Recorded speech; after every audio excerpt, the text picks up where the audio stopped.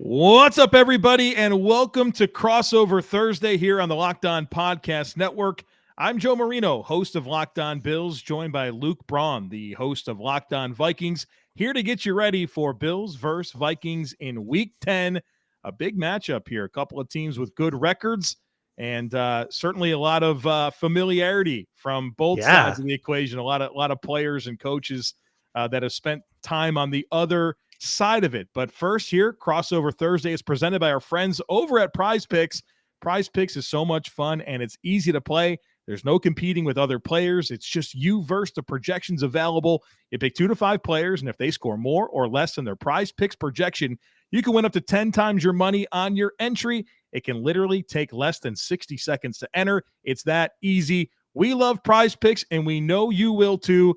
In fact, first-time users, you can receive a 100% instant deposit match on your first deposit of $100, or just use our promo code LOCKEDON. That's prizepicks.com, promo code LOCKEDON for that instant deposit match up to $100. Luke, what's going on, man? Hey, Joe. Been a bit of a week for us, huh? I'd say. I guess one of we these start quarterbacks. There? Yeah. There's an elbow to talk about, I'm sure. An elbow fent in the room. I wasn't ready for that level of wit. So that's I regretted that immediately. You should. We'll see. We'll see. Commenters on YouTube, let us know what you think of Luke's commenters. Please roast me for that. Yeah. Please do. So we do start these conversations by getting into the biggest story for each team, and from the Bills side of it, it's Josh Allen's availability. It's the elbow. Yeah, what's the deal there? Well, the deal is, and I guess I expected Sean McDermott to address it the way that he did, and he's day-to-day, and we'll see, right? Yeah, Coach McDermott's always pretty hush-hush when it comes to the injury stuff, and so I didn't anticipate we'd get much information. Maybe we will later in the week, but the reality is Josh Allen's availability is a huge tipping point for this game. Obviously, for Buffalo, it's a different script without him. And a player that would start in his place is one that I know Vikings fans are well familiar with, and that's Case Keenum.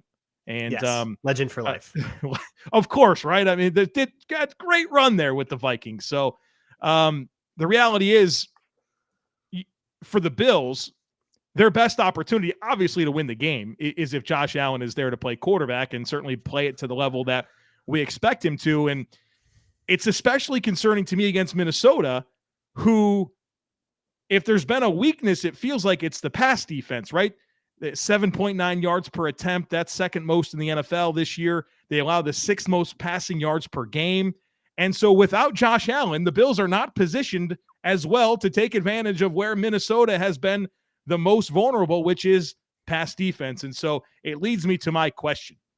Is it a rallying moment for the Bills? And I think if you want to take the optimistic viewpoint, you say, yeah, maybe this is where I don't think there's an expectation that Josh Allen is out for a number of weeks, but certainly this week feels, at least to me, like it's unlikely. How does the team respond? Do they use this as a let's go get this done and keep our season on track, or is it a big stumbling block and they really lose their identity as a football team?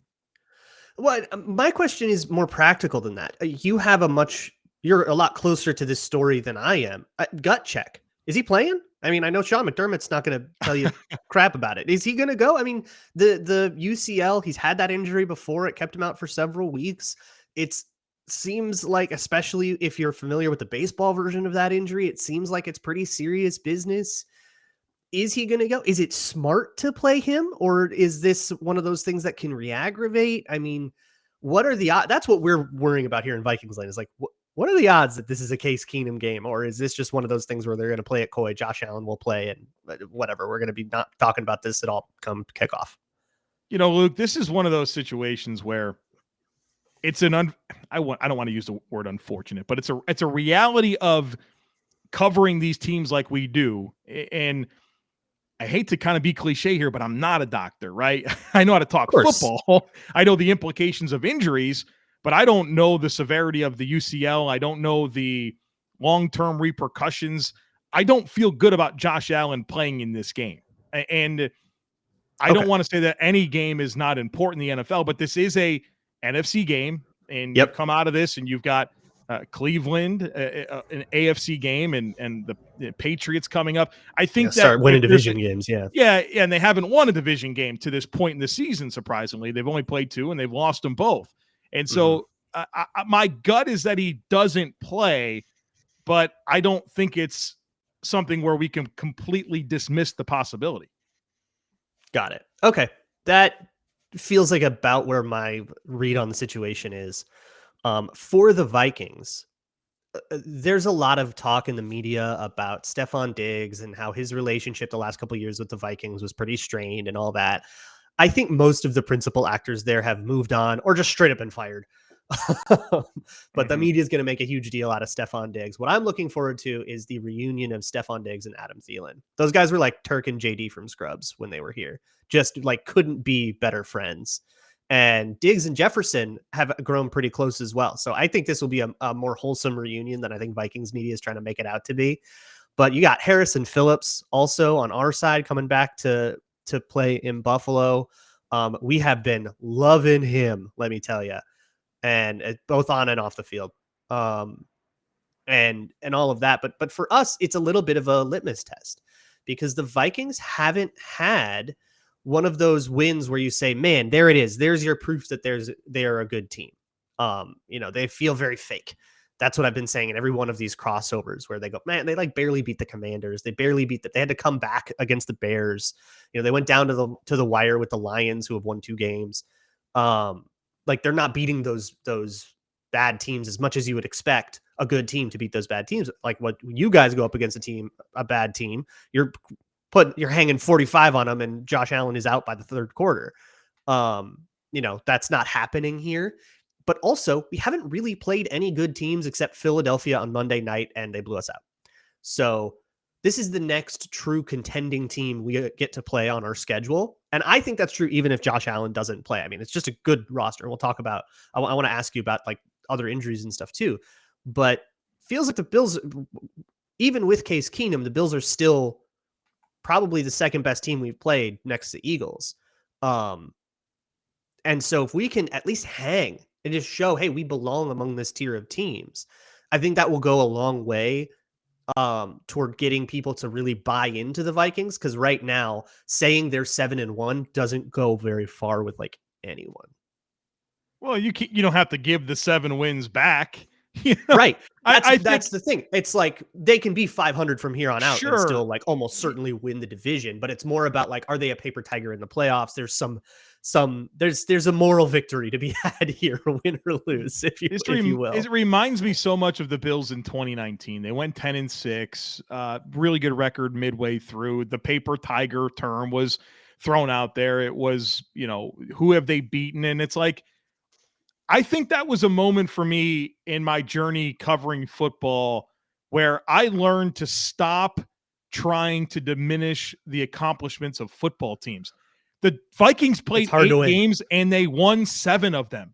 And I know that there's been some favorable moments, but that comes from preparation. That comes from being ready for those moments to be able to capitalize on your opportunities. And so go ahead and win all the games you want by 3, because one of the talking points for the Bills side of things is that they don't win close games. And I think they're like 2-8 in their last. So it's whatever flavor there is.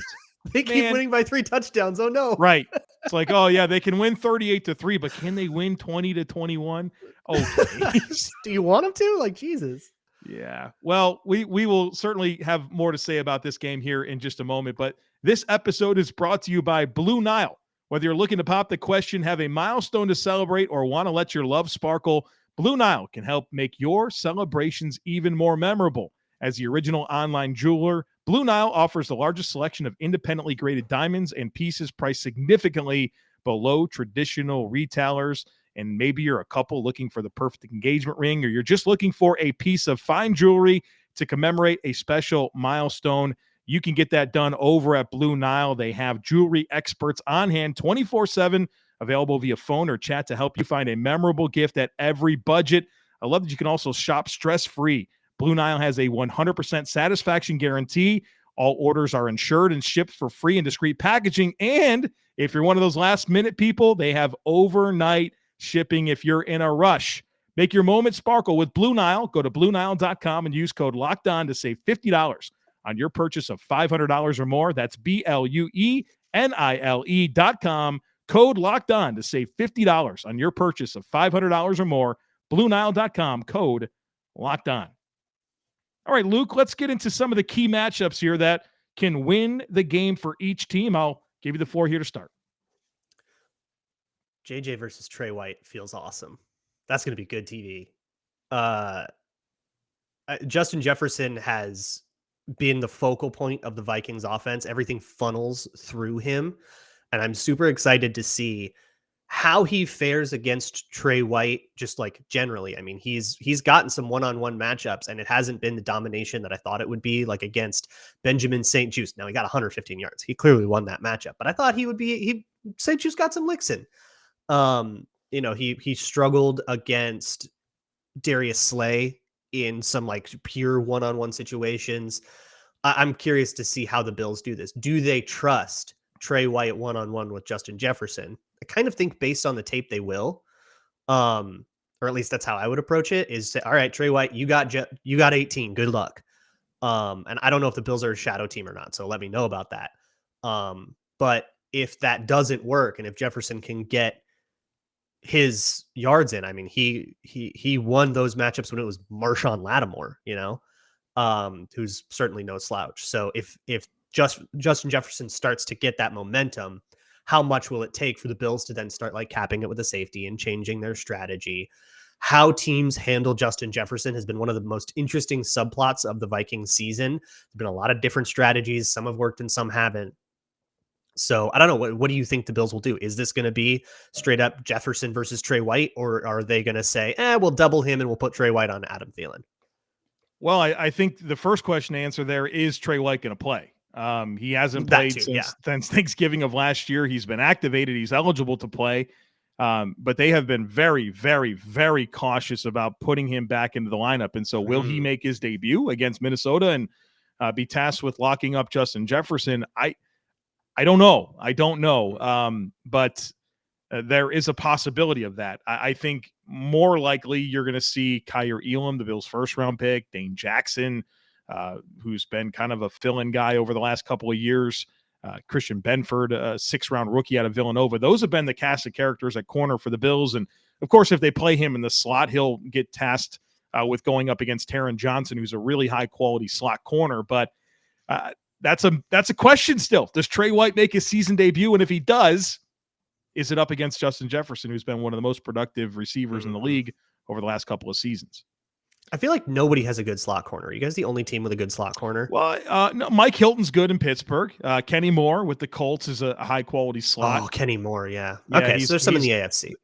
It feels like everybody's got their like $1.5 million guy that's bounced between 7 different teams. Ours is Chandon Sullivan. He was on the Packers for a while, and he's like he's been the marked man sometimes. But yeah, that'll be really interesting if the Vikings can't just like put Jefferson in the slot and then take advantage of that matchup. If that slot corner can hold up, that puts a pretty big ding in things. That's one of the Vikings' favorite ways to get it. But what matchup are you watching? I'm very interested in seeing how the Bills' run defense fares against Dalvin Cook. And the last 2 weeks have not been good run defense for the Bills. Really? Now, the previous several weeks have been phenomenal run defense. The Bills, whatever metric you wanted to find to talk about run defense, the Bills were the best. Okay, the last 2 weeks they have struggled. They gave up 208 rushing yards to Green Bay. They gave up 174 last week to the Jets. Michael Carter, he's a good running back, but I mean he wasn't even their starter until Breece Hall went down. And he averaged 6 yards after contact per rush against the Bills on 17 rushes. And Matt Milano was out, right? Matt Milano was out, and that's a very, very big deal. But I will say this.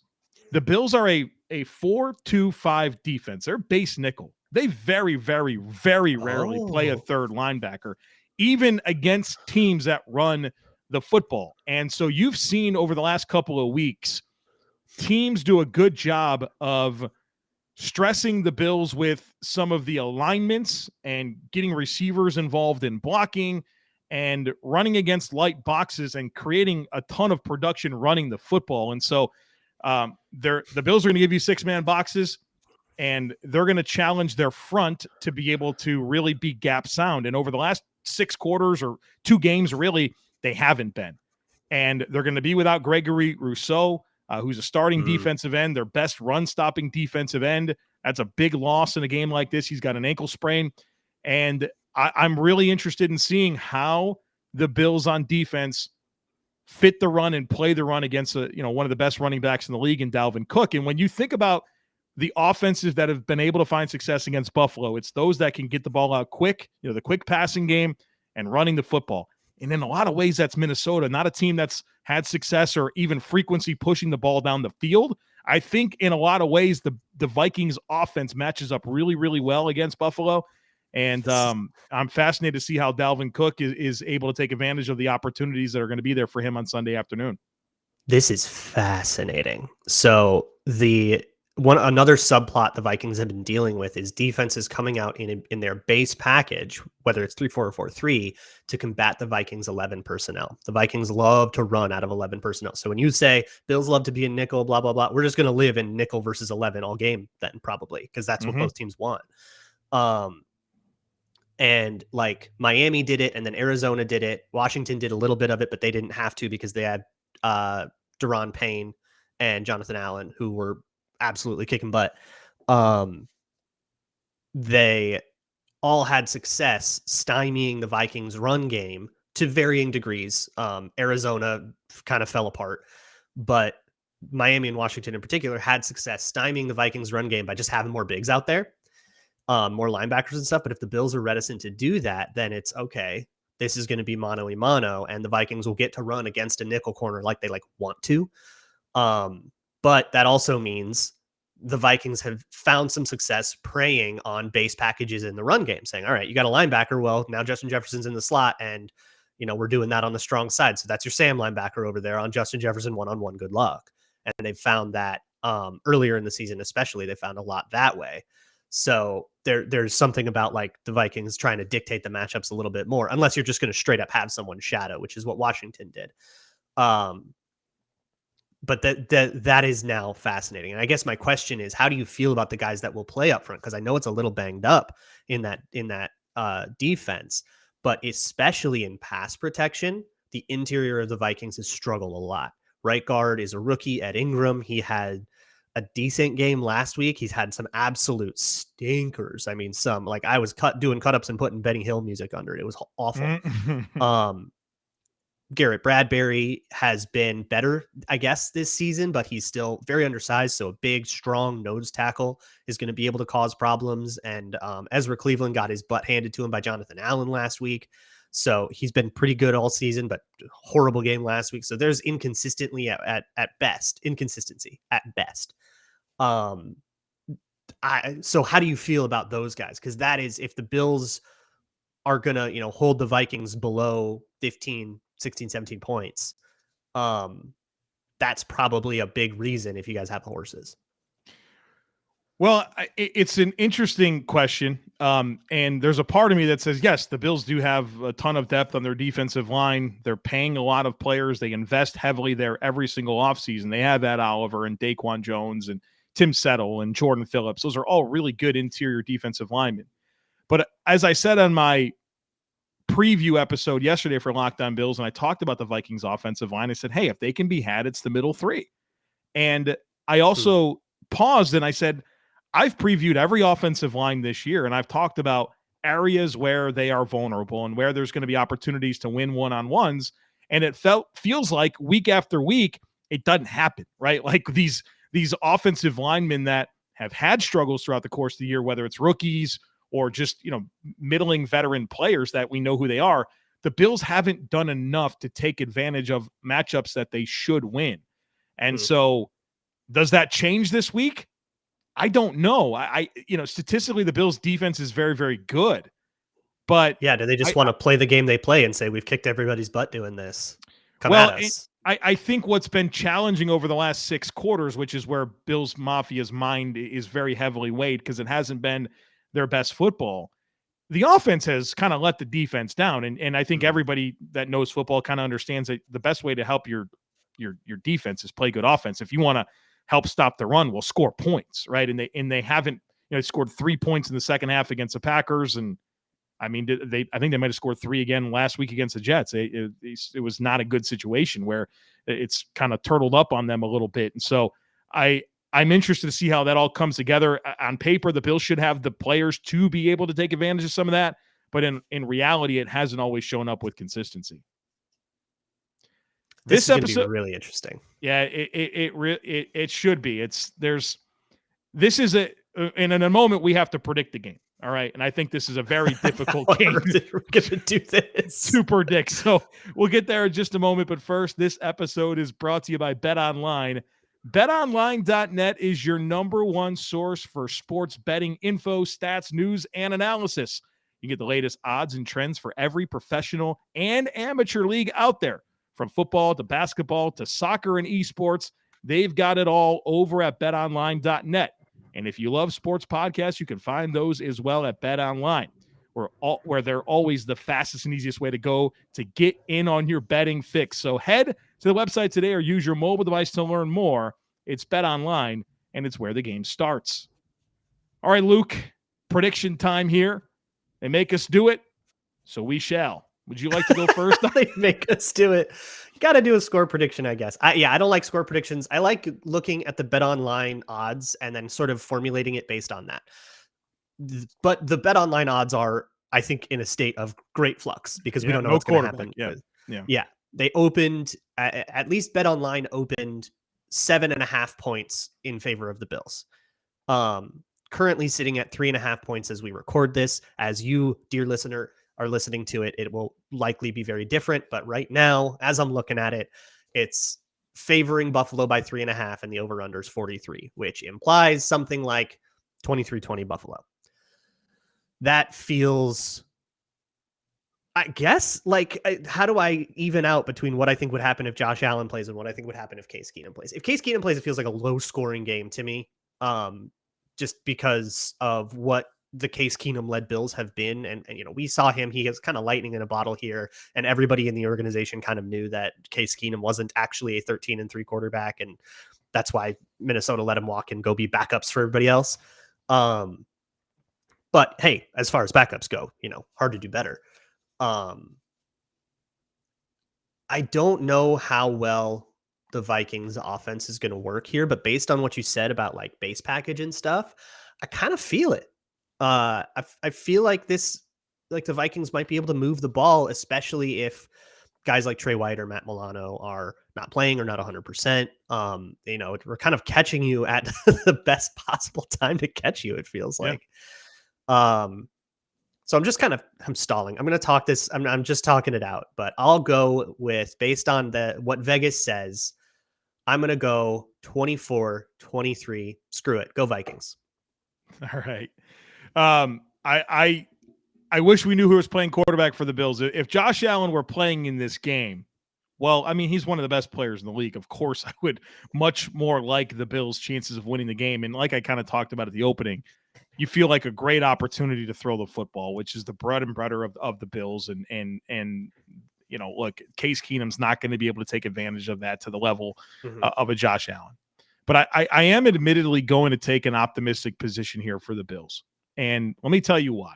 The Bills have won 6 in a row at home, which is their longest home winning streak since 1998. They lost last week to the New York Jets. Sean McDermott, as head coach of the Bills, is 22-11, coming off of a loss that's dating back to 2017. And since 2017, that's the second highest win percentage coming off of a loss for any team that's not the Kansas City Chiefs. Since 2019, which is an important year, I think, in the world of the Buffalo Bills, because that's really kind of when they became the team that we know them as today. They're 12-4 coming off of a loss, which is also number 2 in the NFL behind the Chiefs. So this is a team that has traditionally played well coming off of a loss. And I think for the first time this year, they've been doubted a little bit. I was going to say, how do you respond to that? Yeah. How do you respond to that? getting punched in the mouth a little bit by losing to the 100, Jets. 100%. I think they're eager to play again. I think it's good for them to be at this vantage point, right? To have a little, as Von Miller would say, a little, kind of take your medicine a little bit here, and learn from it. It's good medicine. And I think whenever I find myself kind of twisted up in predictions, and Luke, a lot of times I make predictions and it doesn't feel hard to me. Like I feel like I know how the game's going to go. I know what the script is going to look like. But with some of the variables in this game, it's really, really challenging for me. But whenever I find myself in this spot, I kind of cling to my belief in the leadership of the Bills. Whether that's Brandon Beane, the general manager, but also the coaching staff of Sean McDermott and Leslie Frazier and Ken Dorsey and the players that are on this football team. I don't think that they're willing to let the last 6 quarters derail what they want to achieve this season. And like I said at the beginning of this, I think is in a lot of ways a come together opportunity for the team. Now, I could whiff on this, Luke. There's a good chance of that. And I think the Vikings are very, very capable of coming in and winning this football game. There is no doubt. There's a clear script for that to happen, in my opinion. But because of all the optimism that I said I was going to cling to, I have it as 20-17 Bills. All right. Bills win, and that is the under. I think I took the over by a point. I thought through the points kind of deliberately here. And again, I am operating under the belief that I think Case Keenum's going to play quarterback. Okay. The 17 that I have for Minnesota was me looking back at the Bills this year. They haven't allowed more than 21 points to anybody. Oh my God. Yeah. So they're tough to score. They're tough to score on. I mean, Leslie Frazier. Yeah, he schemes it up good. He's a great defensive coordinator. I think there's head coaching hype out there, which I would have. I think it's overdue, honestly. And that's coming from a guy who covers the team that fired him. Yeah, I would like that for Leslie, but it certainly would be a loss for Buffalo. But yeah, I mean and the thing about that is they've been injured all year long, at every level. There's been significant injuries to this defense. They haven't had Trey White all year. Micah Hyde's out for the year. There are a lot of good players that haven't been available to them, but they keep limiting points. And so because I think that Minnesota will, kind of be in that 17 to 20 point range, and I have some level of belief that this can be a rallying opportunity for the offense, I think they can kind of get to that 20. That's kind of where I got to, at the 20 to 17 mark. But it could be 24 I could see to 20, that. something like that. Yeah. Yeah, and I think if the Bills win, the path is through Stefon Diggs, he's not going to say it, but he's going to have a little chip on his shoulder, right? For sure. Former team, got a little to prove, and it's fine. He doesn't hold any ill will, but come on. I mean, he's Stefon Diggs. Of course he's going to make some drama out of it. And I think he's the kind of guy that can take that drama and turn it into production. I think that's just what fuels him. So of course he should. So I think that can take that. And the Vikings currently have one of their corners is Patrick Peterson. Yep. And Cam Dantzler is questionable. Probably he's been dealing. He was questionable with a neck injury, and then he left the game with an ankle injury against Washington. So it might be a rookie, 4th round rookie, Caleb Evans on Stefon Diggs. That might be the matchup to exploit, or put him in the slot on Shannon Sullivan, which is also a matchup the Vikings exploited with. Or no, that was he was gone by then. By the time Shannon Sullivan was in Green Bay, but still. One other matchup that I thought of that when you mentioned Von Miller. Christian Darrisaw, I have to tell everybody about him. He's elite player, all pro. I think he should be. That versus Von Miller versus one of those really experienced edges, and he's been hitting some tough edges. He's not had a cupcake schedule by any stretch of the imagination. Had Montez Sweat a lot last week, did great against that. Ran up against Philly, who's just stacked to the nines with good edge rushers. Von Miller will be a very interesting challenge for a young breakout player. Yeah, I gave Darrisaw plenty of flowers on my preview episode yesterday for Locked On Bills. Love scouting him at Virginia Tech, and I love the player that he's developed into for the Vikings. Let me ask you about one more player here, Dalvin Tomlinson. What are you hearing about his availability? They're being very coy about it. That will hurt a lot if he's not out there. The backup interior, they did admirably last week without Dalvin Tomlinson, but I don't really trust their consistency. But yeah, calf injury, they're calling it week to week, and they didn't put him on IR or anything, so I think it's a true week to week. They also called Irv Smith week to week. And then it turned out that he was going to be out for 8 weeks, and they traded for TJ Hawkinson. Yeah. So I think Kevin O'Connell wants to lie about these things. So I don't really trust anything that they've said about injuries. Which, hey, yeah, fair play, right? So I wish I had a better answer. I don't know. They're calling him week to week. Take that as you will. See, and you're sitting here making me call whether or not Josh Allen's going to play.